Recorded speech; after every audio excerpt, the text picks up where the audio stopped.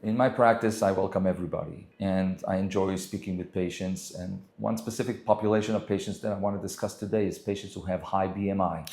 BMI stands for body mass index. It's a ratio between the weight and the height of a patient. A number of beyond 30 is considered to be obese. In medicine, we know that obese patients or patients with BMI above 30 are at higher health risk for many diseases and conditions, but specifically in surgeries, we also know that they have twofold risk or more for post-surgical complications, from a simple wound disruption after surgery to the big clotting formation and other big complications. Another thing, specifically in plastic surgery, is that they get inferior aesthetic results because they have a high BMI.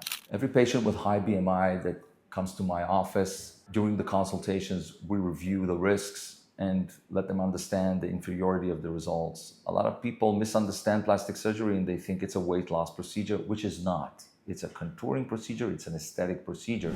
And then I refer them to a weight loss program. They lose the weight, they stay stable on a weight that is, get them to a BMI that is lower than 30, and then we plan their procedure. But this is the pathway we need to take in order to get to a good place safely and effectively.